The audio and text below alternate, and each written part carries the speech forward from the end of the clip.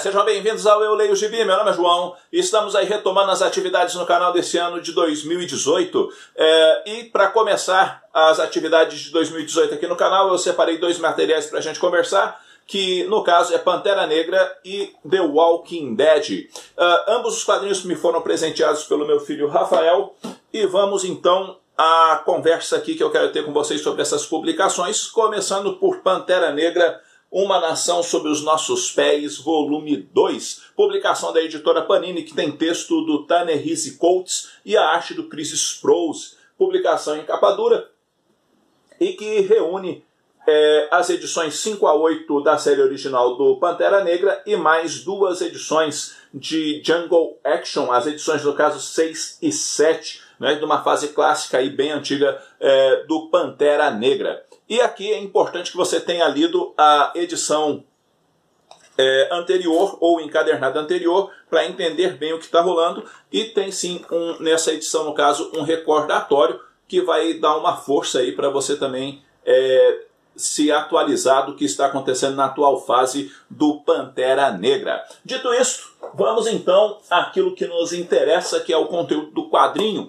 Aqui o Pantera Negra tem dois desafios bastante significativos. O primeiro deles é lidar com uma célula terrorista chamada O Povo, liderada pelo Teto. Teto, ele tem o objetivo de desbancar, tirar o Pantera Negra do trono, com a meta de dizer, e no discurso obviamente dele, de que o Wakanda não precisa de um rei, o poder tem que ser dado ao povo.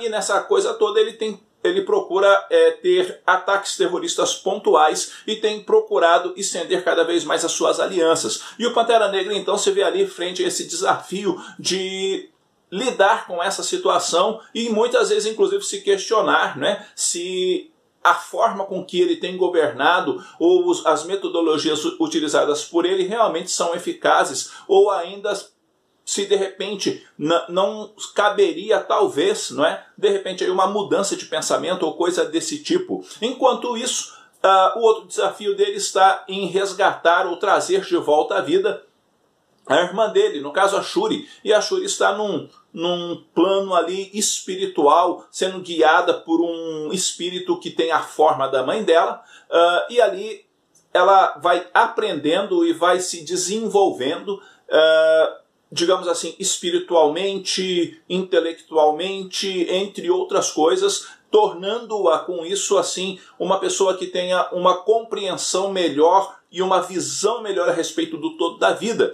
E isso tudo vai sendo trabalhado pelo Ta-Nehisi Coates, ou seja, dados momentos a gente tem a Shuri, dados momentos nós temos no caso, o T'Challa. E depois tem as duas historinhas lá a respeito da aparição do terror negro, e são histórias mais clássicas e dentro assim daquela narrativa mais antiga também, assim, e ambas no caso sim tem um teor bem datado. Mas eu quero me deter especificamente à questão aqui do encadernado, que na minha opinião é um encadernado que divide opiniões. Por quê? Porque há determinados materiais que a gente bate o olho e fala assim, isso aqui com certeza a maioria das pessoas vão gostar. Outros materiais a gente olha e fala assim, rapaz, eu não sei não, acho que isso aqui a maioria das pessoas não vão gostar. E outros a gente vê que vai ter uma certa divisão, assim, meio que talvez meio a meio, a galera que gosta e a galera que não gosta mesmo. E eu acho que o Pantera Negra do Ta-Nehisi Coates faz esse perfil aí do mais meio que o meio a meio. Por quê? Porque, na minha opinião, a questão do material não está situado no Pantera Negra necessariamente, mas especificamente em Wakanda, sabe? Para mim, o protagonista da história, de todas as histórias até agora publicadas até o momento pela Panini sobre o Pantera Negra, tem como plano de fundo ou como protagonista o Wakanda, porque tudo que está sendo feito ou trabalhado pelo Ta-Nehisi Coates visa, antes de tudo, apresentar esse aspecto de como a monarquia influencia o Wakanda, como de repente um rei deveria estar envolvido com o povo a ponto do povo, por exemplo, se sentir uno ou unificado com esse rei, para que a nação fosse forte e não tão somente seus comandantes. Ou ainda, quem sabe, a queda do rei, da monarquia, para estabelecer um novo sistema de governo onde o povo de fato seja privilegiado de alguma maneira. Ou seja,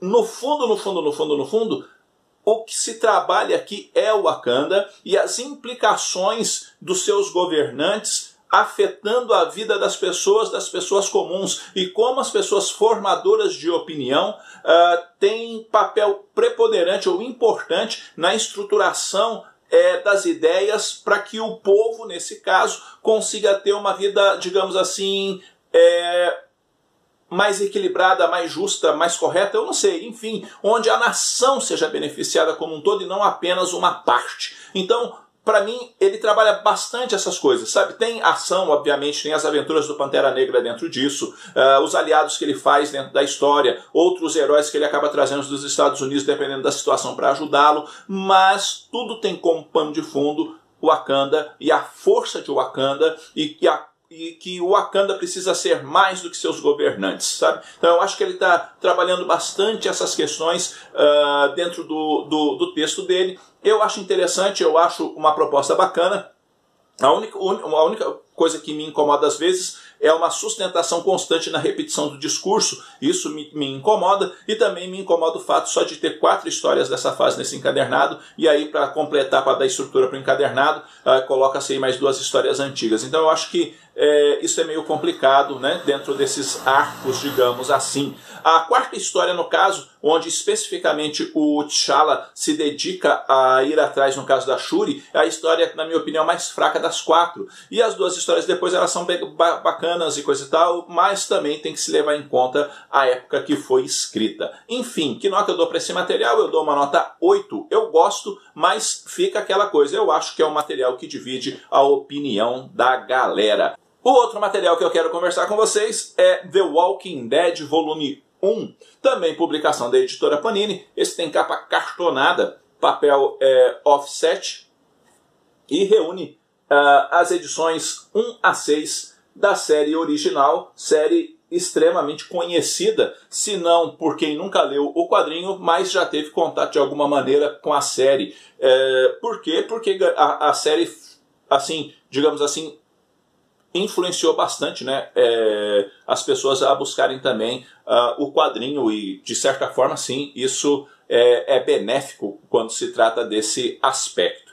E aqui, nessa edição especificamente, que me deu assim vontade de partilhar com vocês, é uma edição que nos inicia, né, na leitura de The Walking Dead. Haja vista que aqui vai ser apresentado pra gente o protagonista, que no caso é o Rick Grimes, que é um policial que já no comecinho da história acaba levando um tiro, entra em coma, e quando desperta desse coma, ele está num hospital, e ele descobre que o mundo que ele conhecia não existe mais, haja vista que aconteceu alguma coisa onde zumbis tomaram conta lá da cidade onde ele morava, e ele então acaba tendo que, digamos assim, cair na real, entender mais ou menos o que está acontecendo, e ele parte então em busca da família dele, e para que com isso as aventuras, digamos assim, do Rick comecem a ser desenvolvidas. Como o próprio Jonathan Hickman diz dentro da introdução do quadrinho, The Walking Dead nada mais é do que a história do Rick, e não necessariamente uma história de zumbis, mas a história do protagonista e de como ele vai sendo transformado por conta desse novo mundo, e de como as pessoas, né, como ele vai reagir dentro das relações construídas com as pessoas, e como isso vai afetando e transformando ele gradativamente a partir dos impactos das experiências que ele tem. É bom, é muito bom, sabe? Não é uma edição já que eu chamaria de sensacional, mas é uma história bem escrita, tem uma arte muito bonita, muito bem trabalhada as questões, tem boas viradas dentro da trama, e que vale a pena a leitura. Me agradou bastante essa primeira edição, e que se você nunca leu The Walking Dead, é um bom momento para se começar, porque sim, tem aquela parte, assim, digamos assim, estrutural dentro desse primeiro volume, e aí a história vai ganhando cada vez mais força a cada volume, que, de acordo com a Panini, deverá ser publicado mensalmente, né? Então ela lançou o volume 1 e lançou o volume 19, então logo vem aí o volume 2. Como eu já li um bocado dessas histórias por meio de outros veículos, assim, digamos assim, né? Ou seja, eu li por scan, eu sei assim o que vai acontecer um tanto aí para frente, e eu posso dizer que, como um todo, The Walking Dead vale muito a pena. E especificamente para essa edição, eu dou uma nota 8,5 e recomendo a leitura.